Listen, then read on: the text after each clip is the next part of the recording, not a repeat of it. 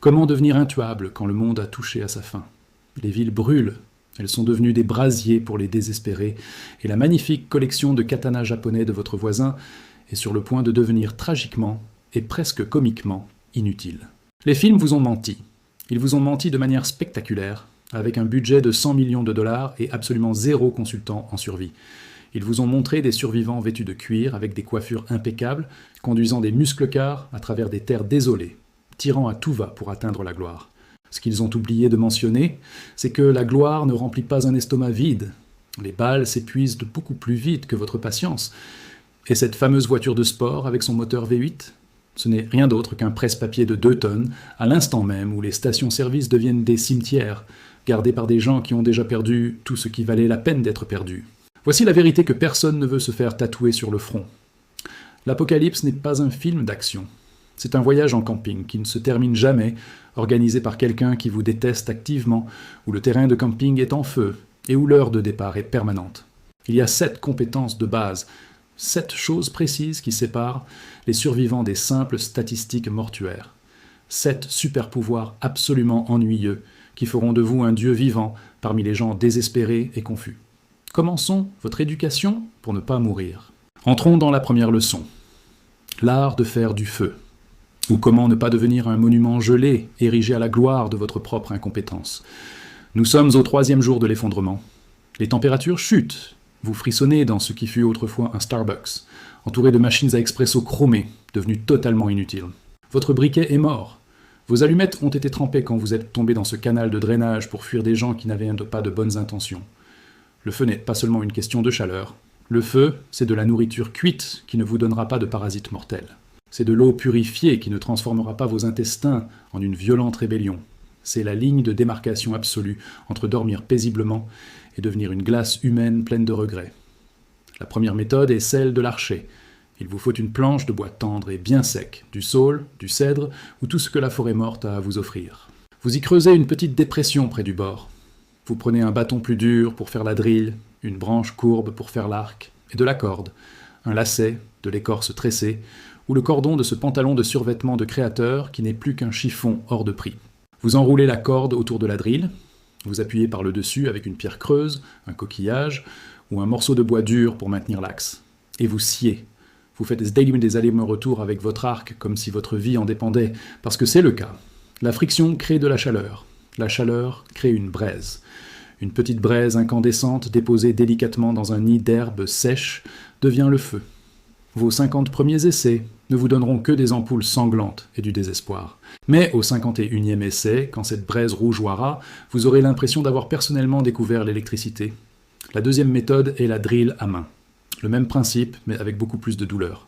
Pas d'arc, juste la paume de vos mains qui fait tourner le bâton en descendant le long de l'axe. Vos mains vont vous détester. La peau va s'arracher. Mais quand vous n'avez aucune corde à disposition, c'est ça, la vraie survie. La troisième méthode est le silex et l'acier. Vous grattez une tige de ferrocérium avec une arête vive, le dos de votre couteau ou même un morceau de verre brisé pour envoyer une pluie d'étincelles à 3000 degrés sur du tissu carbonisé ou de l'amadou extrêmement fin. Pas de ferrocérium, un vrai silex et un morceau d'acier à haute teneur en carbone feront l'affaire. C'est de la science pure. La friction crée la chaleur crée la combustion, et la combustion crée le seul ami qui ne vous trahira jamais dans ce nouveau monde. Le feu ne juge pas. Le feu se contente de brûler, ce qui nous amène à la deuxième compétence vitale, la purification de l'eau. Parce que l'eau claire est une magnifique et étincelante menteuse. Ce ruisseau cristallin de montagne qui semble si pur, il essaie activement de vous tuer. Giardia, Cryptosporidium, E. coli. Ce sont des assassins invisibles qui n'attendent qu'une gorgée pour transformer votre système digestif en une zone de guerre dévastée. Ils ne s'annoncent pas, ils patientent. La déshydratation pure vous tuera en 3 jours. L'eau contaminée vous tuera plus lentement, mais avec infiniment plus de souffrance. La première méthode de purification est l'ébullition. Une ébullition à gros bouillon pendant 1 minute entière. 3 minutes si vous êtes en altitude, parce que la physique est mesquine. Cela tue les bactéries, les virus et les parasites. Vous n'avez pas de casserole ou de récipient en métal. Chauffez des pierres dures, pas des pierres de rivière poreuses qui pourraient exploser, dans votre feu jusqu'à ce qu'elles soient brûlantes. Plongez-les ensuite dans votre récipient d'eau en bois, en plastique ou dans un trou tapissé d'argile. L'eau va se mettre à bouillir. Les pathogènes meurent, vous survivez.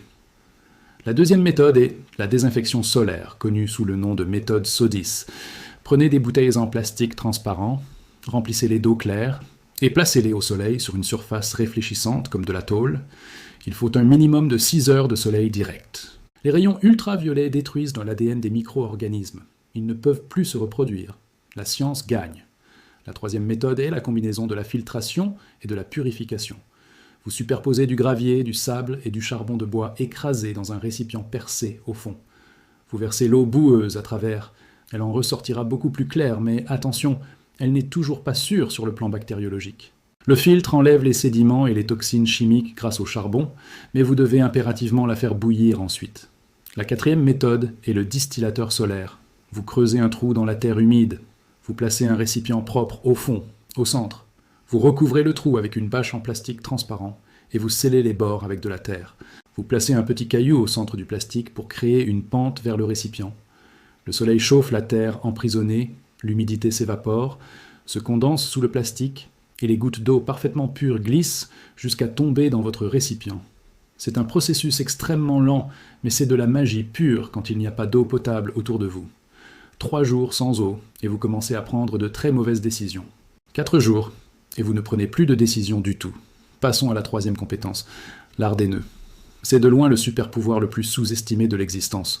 Votre voisin a passé des années et une fortune à collectionner du matériel tactique, des lunettes de vision nocturne, des gilets pare-balles, et assez de couteaux pour ouvrir un musée des mauvaises décisions financières. Vous savez ce qu'il ne sait pas faire. Faire un nœud de chaise sous la pression. Quand son abri s'effondrera lors de la première grosse tempête, quand son piège se disloquera, tout son matériel hors de prix deviendra un mémorial à ses priorités mal placées. Les nœuds, c'est de l'ingénierie pure. Les nœuds sont la différence entre un abri solide et un vulgaire tas de branches, entre attraper votre dîner ou le regarder s'enfuir pendant que votre estomac dépose une plainte officielle. Le nœud de chaise crée une boucle fixe qui ne glissera jamais, qui ne se bloquera pas sous la tension et qui ne vous trahira pas. C'est le harnais de sauvetage par excellence pour sécuriser des charges lourdes. Apprenez-le jusqu'à ce que vous puissiez le faire dans le noir total, avec les doigts engourdis par le gel, pendant que quelque chose de dangereux vous poursuit. Le nœud de cabestan est rapide, ajustable, parfait pour commencer un brelage. Vous enroulez, vous croisez, vous enroulez, vous rentrez le bout. C'est fait. Le nœud de tendeur est une merveille de tension ajustable. Il est parfait pour les haubans de votre tente, ou toute situation nécessitant de retendre une corde sans avoir à refaire le nœud. Le brelage carré est la technique de base de la construction. 2 troncs à angle droit, de la corde enroulée selon un motif géométrique précis. Soudain, vous obtenez une jointure plus solide que les matériaux eux-mêmes. C'est ainsi que l'on construit des abris, des radeaux, des échelles. Et puis il y a le nœud de camionneur. C'est l'avantage mécanique incarné dans une corde. Il crée un système de poulies rudimentaire qui permet de tendre des lignes avec une force bien supérieure à celle de vos seuls muscles. Pratiquez ces nœuds jusqu'à ce qu'ils deviennent de la mémoire musculaire. Dans l'urgence, votre cerveau conscient sera trop occupé à paniquer. Laissez vos mains travailler automatiquement. La corde est une ingénierie réutilisable à l'infini. La 4e compétence est les premiers secours de base. Votre corps est maintenant une machine complexe qui n'est plus sous garantie et pour laquelle il n'y a plus aucun atelier de réparation. Cette petite coupure sur votre main, dans l'ancien monde, c'était un léger désagrément qui méritait un pansement coloré. Dans le nouveau monde, c'est une audition ouverte pour une infection. Et l'infection est une audition pour la septicémie. Et la septicémie est une audition pour la mort. C'est un casting que personne ne veut gagner. Il n'y a plus d'hôpitaux, plus de pharmacies, plus de médecins qui ne sont pas eux-mêmes en train d'essayer de survivre avec les mêmes restes que vous. Pour le soin des plaies, nettoyez chaque égratignure comme si votre vie en dépendait, parce que c'est le cas. De l'eau d'abord, idéalement de l'eau bouillie, puis refroidie. Enlevez les débris, la terre, et absolument tout ce qui n'est pas censé se trouver à l'intérieur de votre chair. Fermez la plaie si nécessaire avec des pansements papillons que vous fabriquerez avec du ruban adhésif et des morceaux de tissu propre. Vous devez connaître par cœur les signes d'infection. La rougeur qui s'étend, la chaleur irradiante, le gonflement, le pus. Si vous voyez des traînées rouges remonter le long de vos veines vers votre cœur, cela signifie un empoisonnement du sang, et vous êtes dans une situation critique. Une fièvre signifie une infection systémique. Il vous faut des antibiotiques de toute urgence, ou un miracle. Pour les attelles, il faut immobiliser les fractures avec des matériaux rigides comme des bâtons ou des planches, copieusement rembourrés avec des vêtements. Vous devez atteler l'articulation au-dessus et en dessous de la fracture. N'essayez jamais de remettre des os en place, à moins de savoir exactement ce que vous faites. vous risqueriez de sectionner une artère. Le contrôle des saignements massifs commence toujours par une pression directe. Appuyez fort, appuyez longtemps. Ne soulevez pas le tissu pour regarder si ça saigne encore, vous détruiriez la coagulation naissante. Surélevez le membre si possible. Les garrots sont le tout dernier recours. Ils sauvent des vies, c'est indéniable. Mais ils pourraient vous coûter le membre s'ils sont laissés trop longtemps. Pour les brûlures, utilisez de l'eau froide, jamais de glace. Couvrez avec un tissu propre et ne percez sous aucun prétexte les cloques. Cette cloque remplie de liquide est un pansement naturel et stérile créé par votre corps qui fait son travail. Le corps humain est d'une résilience remarquable et d'une fragilité absolue, et ce, simultanément. Apprenez où se situent ces frontières et respectez-les. Ce qui nous amène à la 5e compétence, la construction d'un abri. C'est votre bataille nocturne et quotidienne contre l'univers lui-même. L'hypothermie n'a pas besoin de température en dessous de 0 pour frapper. Être mouillé sous une température de 10 degrés Celsius vous tuera aussi sûrement et froidement que d'être au sec par -20. Le vent est un voleur invisible qui vous dérobe une chaleur corporelle que vous n'avez pas les moyens de perdre. La pluie est une trahison venant d'un ciel en qui vous aviez l'habitude d'avoir confiance.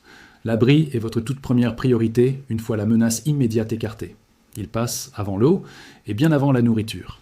Sans abri, vous ne vivrez tout simplement pas assez longtemps pour ressentir la soif ou la faim. La hutte de débris est le sac de couchage de la nature. Vous prenez une longue branche solide, la poutre faîtière, que vous calez d'un côté sur une souche ou une fourche d'arbre et de l'autre côté sur le sol. Vous inclinez ensuite de nombreux bâtons contre cette poutre des deux côtés, créant ainsi une forme de cage thoracique en bois. Ensuite, vous empilez des débris. Des feuilles mortes, de l'herbe sèche, des aiguilles de pin, de la mousse, jusqu'à ce que vous ayez au minimum 60 cm d'isolation de tous les côtés. Vous bourrez également l'intérieur avec autant de feuilles sèches que possible. Vous rampez à l'intérieur de ce tas, et c'est votre propre chaleur corporelle qui viendra réchauffer ce tout petit espace confiné. L'appentis est plus rapide à construire, mais il isole beaucoup moins. C'est une simple barre horizontale fixée entre deux arbres. Des branches sont appuyées contre cette barre d'un seul côté, et des débris sont empilés dessus. L'astuce vitale est d'orienter l'ouverture à l'opposé du vent dominant et de construire un feu juste devant, avec un mur de pierre ou de rondins derrière le feu, pour réfléchir la chaleur vers l'intérieur de l'abri. Dans un environnement enneigé, la grotte à neige est votre salut. La neige est un isolant phénoménal. À l'intérieur, la température se maintiendra aux alentours de 0 degré, quelle que soit la température glaciale à l'extérieur. Vous creusez une entrée en pente vers le haut qui mène à une plateforme de couchage surélevée. La physique est simple, l'air froid, plus lourd, descend vers l'entrée, tandis que l'air chaud généré par votre corps s'accumule en haut, là où vous dormez. Mais attention, vous devez percer un trou de ventilation au plafond avec un bâton et vous assurer que l'entrée n'est jamais hermétiquement bloquée. L'accumulation de dioxyde de carbone vous tuerait en silence pendant votre sommeil. L'emplacement de l'abri est tout aussi primordial. Cherchez un terrain surélevé pour éviter les inondations, mais fuyez les crêtes exposées au vent violent. Installez-vous près d'une source d'eau, mais hors des zones inondables, près du bois de chauffage, mais jamais sous des branches mortes massives qui pourraient s'abattre sur vous. Et surtout, restez à l'écart des sentiers de passage des animaux. La 6e compétence regroupe le glanage et le piégeage. Le supermarché est mort. Vive le supermarché sauvage. Les boîtes de conserve finiront par s'épuiser. Les rations militaires de survie ont une date de péremption. Les supérettes de quartier ont déjà été dévalisées par des gens qui couraient plus vite que vous. À un moment donné, vous aurez besoin de manger une nourriture qui n'a pas été fabriquée dans une usine par une civilisation qui n'existe plus. La première règle absolue du glanage est simple. Si vous n'êtes pas absolument scientifiquement certain qu'une plante est comestible, vous ne la mettez pas dans votre bouche. Les champignons sauvages sont un champ de mines biologiques. Certains vous nourrissent grassement, d'autres liquéfinent votre foie en quelques jours, et le pire, c'est qu'ils ont souvent l'air strictement identiques pour un œil non exercé. Tenez-vous-en aux certitudes inébranlables. Les pissenlits, la plante entière est comestible, de la fleur à la racine. Les massettes, ces roseaux à tête brune près des étangs. Les racines, les jeunes pousses et le pollen sont de la nourriture pure. Les glands de chêne, si vous lessivez les tanins amers en les laissant tremper dans de multiples bains d'eau, vous pouvez les broyer pour obtenir une farine très riche. Les aiguilles de pin, infusées dans l'eau chaude, font un thé riche en vitamine C qui prévient le scorbut. Mais la cueillette ne suffit pas. Il faut des protéines. Et le piégeage bat la chasse à plate couture. La chasse exige des compétences pointues, une dépense d'énergie massive, des munitions et beaucoup de chance. Les pièges, eux, travaillent en silence pendant que vous dormez. Un simple collet, une boucle de fil de laiton ou de câble posée sur un petit sentier animalier et attaché à un jeune arbre courbé, attrapera des lapins et des écureuils de manière automatique. Installez-en 10. Vérifiez-les quotidiennement. La probabilité mathématique devient votre meilleur partenaire de chasse.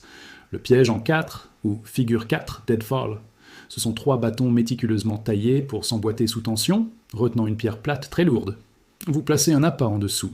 L'animal vient prendre l'appât, le mécanisme ultra-sensible se déclenche, les bâtons sautent et la pierre s'écrase. Ce mécanisme a des milliers d'années d'histoire et il fonctionne toujours de manière d'une précision diabolique. Pour le poisson, fabriquez une nasse. Tissez un panier en osier, avec une entrée en forme d'entonnoir pointant vers l'intérieur. Les poissons nagent à l'intérieur pour manger l'appât, mais leur cerveau ne leur permet pas de comprendre comment en ressortir. C'est le petit déjeuner assuré le lendemain matin. La véritable compétence ici n'est pas seulement de trouver la nourriture, c'est de savoir quelles plantes sont comestibles, à quelle saison.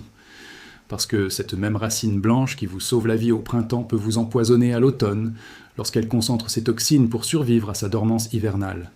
Les calories sont la nouvelle monnaie d'échange. Les protéines sont des actifs premium, la graisse est de l'or massif. Votre corps commencera à s'autoconsommer si vous ne le nourrissez pas. Enfin, la 7e et dernière compétence, la navigation. Se perdre n'est rien d'autre que mourir en rajoutant des étapes fatigantes. Le réseau GPS est mort. Votre smartphone à 1000 € est un magnifique presse-papier en verre trempé. Google Maps a rejoint les serveurs de Google dans le grand cimetière numérique. Pourtant, vous devez bouger. Rester immobile fonctionne rarement sur le long terme. Les ressources locales s'épuisent. Les menaces s'accumulent autour de vous. La sécurité est presque toujours située ailleurs. Le soleil se lève à l'est et se couche à l'ouest. À midi pile, il indique grossièrement le sud si vous êtes dans l'hémisphère nord. C'est votre boussole de base quand les boussoles magnétiques n'existent plus. Apprenez la méthode de l'ombre du bâton. Plantez un bâton verticalement dans un sol plat. Marquez l'extrémité exacte de son ombre avec une pierre. Attendez exactement 15 minutes. Marquez la nouvelle position de la pointe de l'ombre. La ligne imaginaire tracée entre ces deux marques pointe d'est en ouest, la toute première marque pointant toujours vers l'ouest. Une ligne perpendiculaire à celle-ci vous donne l'axe nord-sud. La nuit, fiez-vous aux étoiles. Repérez la grande ours, cette immense casserole dans le ciel. Prenez les 2 étoiles qui forment le bord extérieur de la casserole et tracez une ligne imaginaire vers le haut. Cette ligne pointera directement sur Polaris, l'étoile polaire.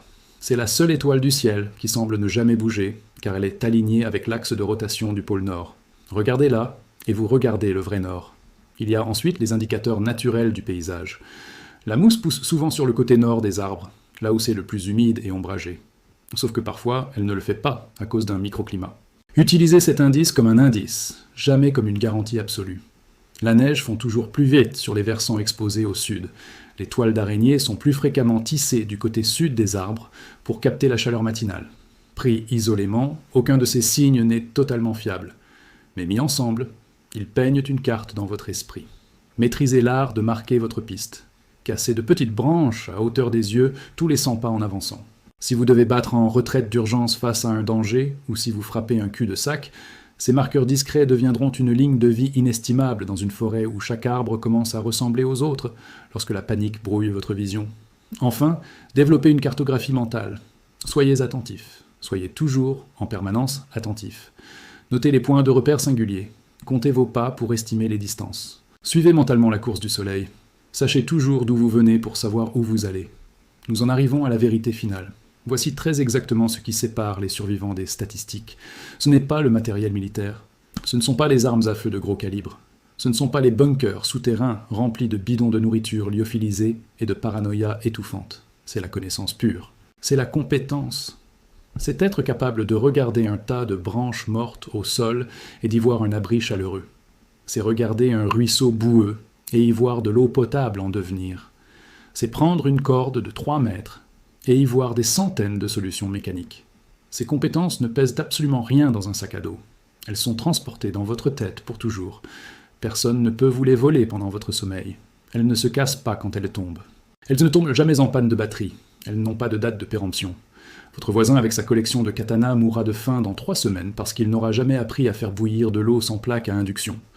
Le prepper, enfermé dans son bunker high-tech, mourra de la septicémie causée par une bête égratignure, parce qu'il croyait naïvement que les boîtes de conserve comptaient plus que le savoir médical. Mais vous avez pris le temps d'apprendre les compétences ennuyeuses. Vous avez pratiqué les fondamentaux peu flatteurs. Vous êtes devenu bilingue dans la langue universelle de la survie, cette même langue que l'humanité a parlé avec fluidité pendant des millénaires avant que nous ne décidions collectivement de l'oublier dans notre confort climatisé. L'Apocalypse n'est pas un film d'action rempli d'explosions, c'est un examen silencieux et implacable. Ceux qui réussissent ce test ne sont pas ceux qui ont le meilleur costume, ce sont ceux qui ont fait leur devoir. Le cours est terminé. Maintenant, allez pratiquer avant d'en avoir désespérément besoin. Parce que le jour où vous en aurez besoin, il sera déjà bien trop tard pour commencer à apprendre.